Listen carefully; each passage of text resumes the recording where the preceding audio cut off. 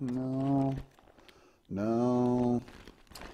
You know, no matter where I look, I can't seem to find where in this Bible it says that you can covet another man's house, break in and stay, and call it a human right. Hi, my name's Carl Krenzel with Carl Buys Houses, giving you today a little bit of commentary on some news that's coming down in the real estate sector. Now, if you've not heard of Moms4Housing or Moms for Houses, you'll definitely want to check this case coming out of California. Basically a situation where a couple of others got together.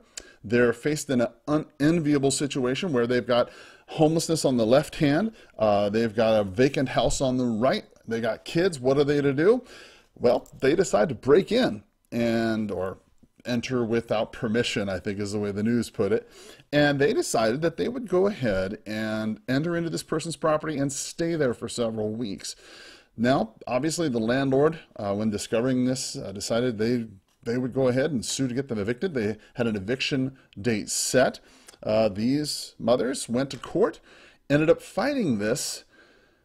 You got a stay of execution, so to speak, right? You got to stay. The judge decided that this would be well within his time frame, worth his time, if you will, to listen to their case. They said that they had a human right to stay in this empty house, and that there were 4 times as many homes that were empty in Oakland, California, as there were homes for people. So if they had just allow people, they could get people places to stay in Oakland because there's enough vacant homes. It's the problem, they say, is gentrification and speculation. Now, here in Arizona, the reason why I bring this up for you is because you can clearly see the implications.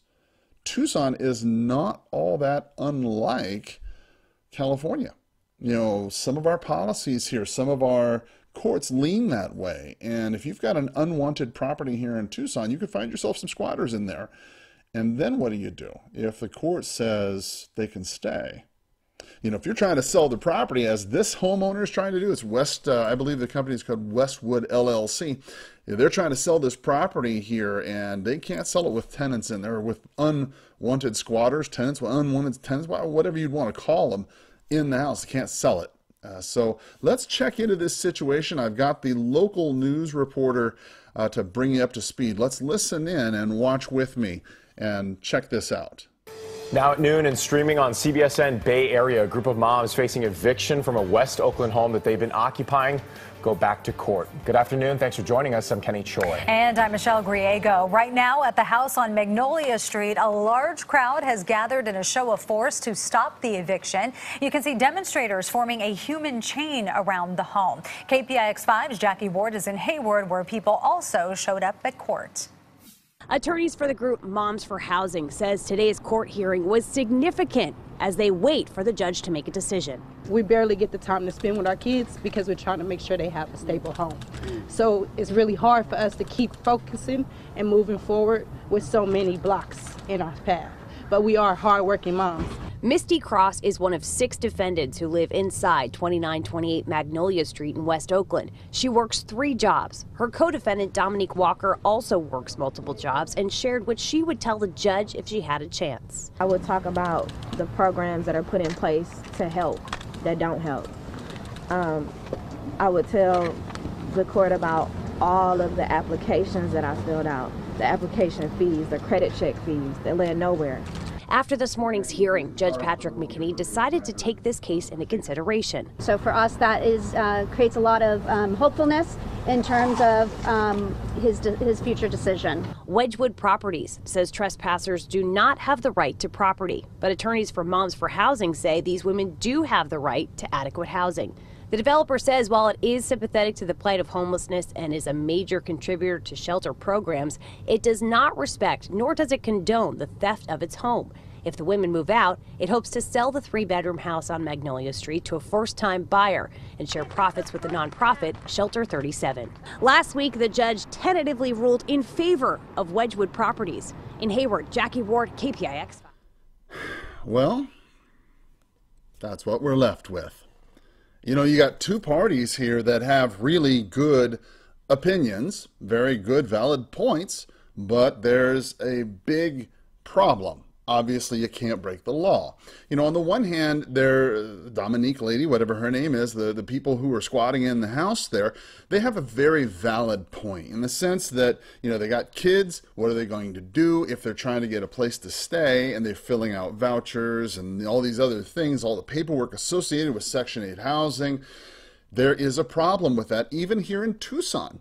You know, even here in Tucson, we've got millions of dollars worth of Section 8 housing dollars that are allowed, that are allocated for our city. But the city can't exactly use it because they got to get through over 9,000 something applications to confirm who's available and who's eligible for Section 8 housing. You know, this is a chronic problem. So the lady's got a point. I mean, she does have an accurate point in the sense that the paperwork, the laws, the bureaucracy involved with public housing and affordable housing is crazy. It needs to get under control. And California is a prime example of this. You know, when you get a lot of crazy government involvement, this is exactly what's going to happen. So this puts people in an unfortunate situation where they have to take some action. Now, you can criticize what you want about this lady and her kids, you know, but I got to challenge you.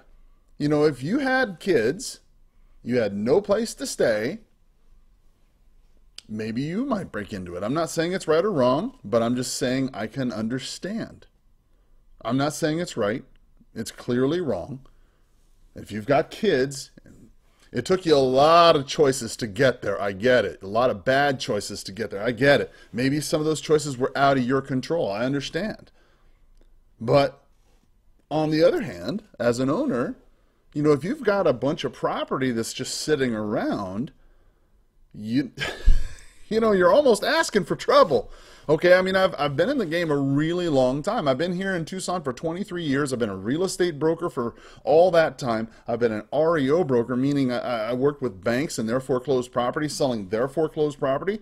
And trust me, more than one occasion I've dealt with homeless folks who've squatted in our property. You know, and I understand the situation's tough. If you're a homeowner here in Tucson who's got a vacant property, you know, maybe you face this situation.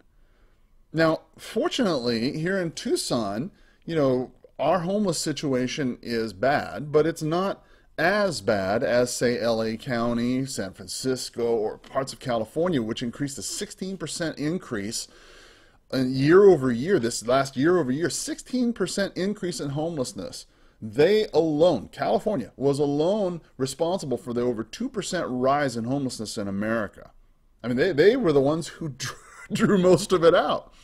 So this gives us some really clear understanding about what needs to be done when it comes to homelessness as well as affordable housing policy.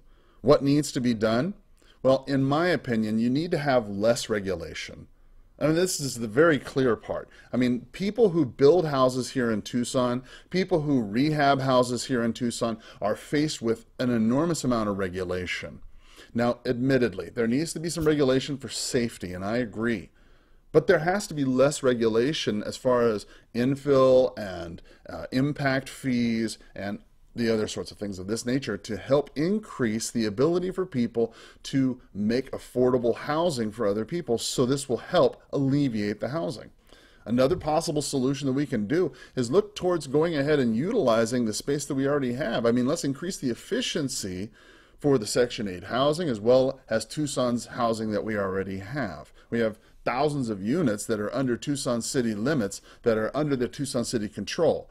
They are doing their best to go ahead and try and get those spots filled, but inefficiency is unfortunately taking its toll. You can see previous podcasts where we've talked about this.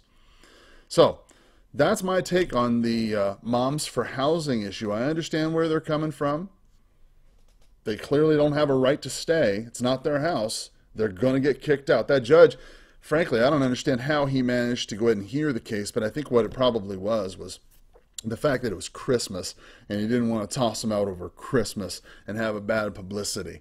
A couple days goes by, he's going to have them evicted, they're going to get forced out one way or the other. That's the way it always works out, and then that home's going to be sold.